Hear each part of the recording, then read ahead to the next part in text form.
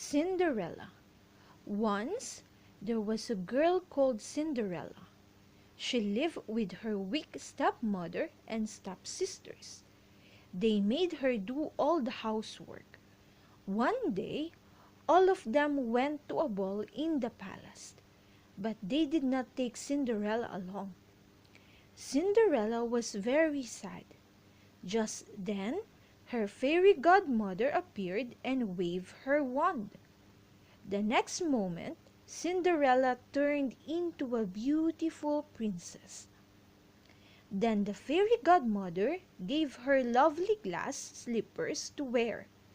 "You are ready to go to the ball now, but you must return before midnight," the fairy godmother warned.